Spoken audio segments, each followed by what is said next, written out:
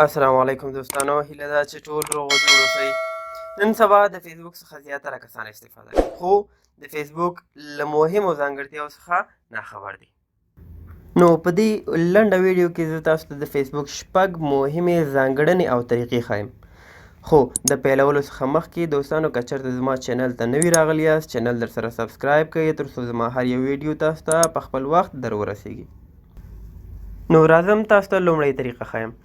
تاسو به په فیسبوک کې حتما ویډیوز ګورئ. اکثره دوستان په فیسبوک کې ویډیوز ګوري، خوښیږي، خو نشي کولی چې هغه ډاونلوډ کړي، یعنې په خپل ګیلري کې سیف کړي. زه تاسو ته د فیسبوک څخه د ویډیو ډاونلوډ کولو طریقه ښایم. تاسو به څه وکړئ، خپل فیسبوک ته به راشئ، تاسو به ویډیو وګورئ، کومه ویډیو چې تاسو خوښیږي زه به پاس کړم. تاسو دا ویډیو خوښه شوه نو تاسو دا ویډیو ډاونلوډ کول غواړئ، نو تاسو به څه کوئ، تاسو به په دې 3 ډاټ باندې کلیک وکړئ. د کلیک کولو څخه وروسته تاسو به د دې لینک کاپي کړئ.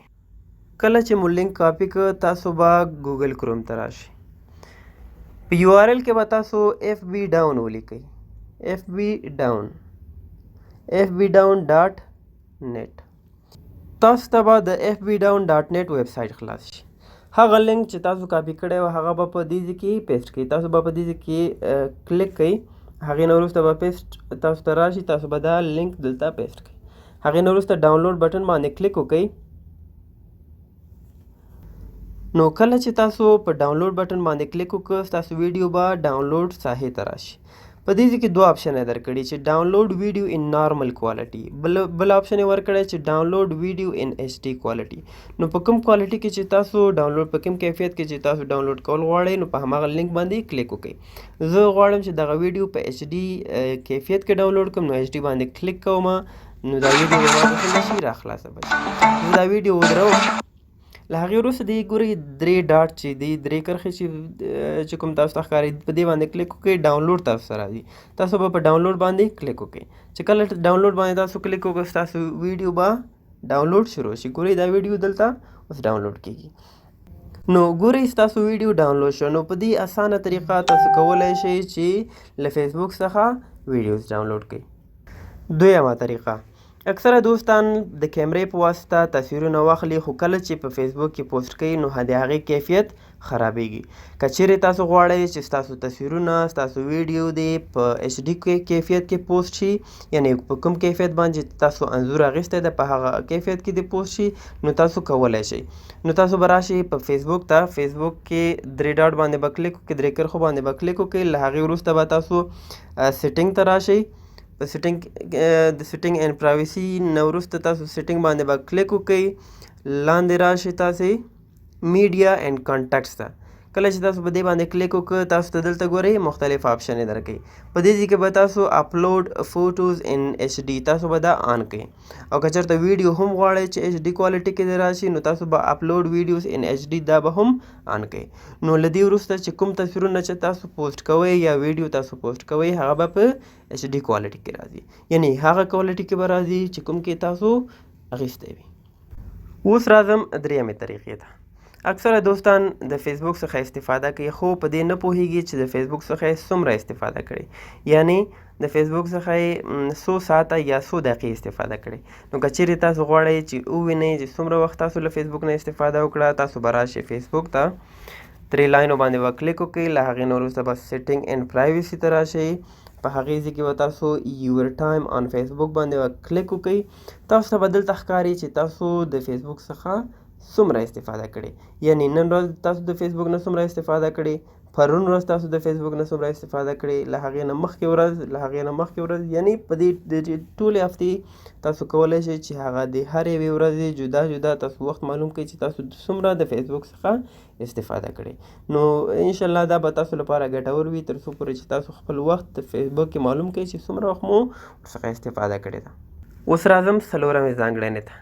که چیرې تاسو غواړئ د فیسبوک تر ټاکلي وخت پورې استعمال کوئ نو تاسو کولی شئ د فیسبوک کې وخت وټاکئ. له هغې وروسته به تاسو ته د فیسبوک له خوا نه ریمایندر راشي، یعنې تاسو ته به خبرتیا راشي چې ستاسو وخت پوره شوی.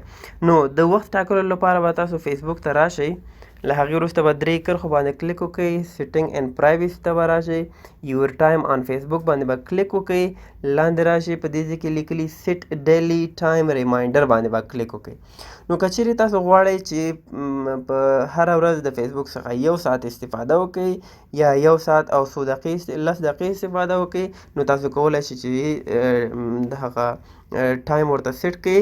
هغې نه وروسته په فیسبوک به تاسو ته ریمایندر درکړي یا تاسو به خبر کړي چې ستاسو وخت په فیسبوک کې پوره شوی دی. دغه ځانګړنه په دې ښه ده چې اکثره دوستان په فیسبوک روږدي شوي، یعنې نشي کولی چې د فیسبوک نه بغیر وخت تیر کړي.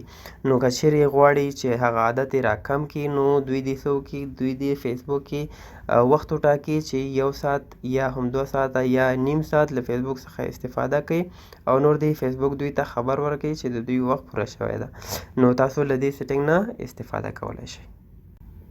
5مه مهمه ځانګړنه: اکثره وخت موږ د نورو په تلیفون یا په کمپیوټر کې خپل د فیسبوک اکاونټ خلاصو، خو وروسته مو له یاده وځي چې د هغوی له تلیفون یا د کمپیوټر څخه خپل آی ډي لاګ آوټ کړو. نو په دې حالات کې به تاسو فیسبوک ته لاړ شئ. درې لاینو باندې به کلیک وکړئ. هغې نه وروسته به سیټینګ اینډ پرایویسي ته راشئ. سیټینګ باندې به کلیک وکړئ. تاسو به سیکیورټي اینډ لاګین ته راشئ. تاسو کولی شئ چې خپل تلیفون نه د هغوی له تلیفون څخه یا د کمپیوټر څخه خپل آی ډي لاګ آوټ کړئ. اوس تاسو دلته ګورئ چې ما په خپل آی ډي په کوم ځایونو کې خلاصه کړې یا په کوم تلیفون کې خلاصه کړې. زه کولی شم چې د 3 ډاټ باندې کلیک وکړم. هغې نه وروسته په لاګ آوټ باندې کلیک وکړم. زه کولی شم ډېر په اسانۍ سره د هغوی له تلیفون یا د کمپیوټر څخه خپل آی ډي لاګ آوټ کړم. نو دا ځانګړنه په دې مهمه ده چې اکثره وخت موږ د نورو په تلیفونو کې خپل آی ډي له یاده وباسو چې تر څو لاګ آوټ یې کړو. نو تاسو ډېر په اسانۍ سره کولی شئ چې له دې څخه یې لاګ آوټ کړئ. 6مه ځانګړنه: که چیرې تاسو غواړئ د خپلو دوستانو موقعیت معلوم کړئ، نو تاسو ډېر په اسانۍ سره د فیسبوک له لارې د هغوی موقعیت معلومولی شئ. نو تاسو به راشئ فیسبوک ته. 3 لاینو باندې به کلیک وکړئ. له هغې وروسته نیر بای فرینډز باندې کلیک وکړئ. په دې ځای کې تاسو د نقشې په واسطه باندې هم کولی شئ د خپلو دوستانو موقعیت معلوم کړئ. یعنې تاسو په کوم ځای کې یاستئ، نور دوستان مو کوم ځای کې دي، تاسو ډېر په اسانۍ سره کولی شئ چې د دوستانو موقعیت معلوم کړئ. ګورئ ډېر په اسانۍ سره، ډېر په ښایسته انداز سره له دې ځای نه تاسو د خپلو دوستانو موقعیت معلومولی شئ.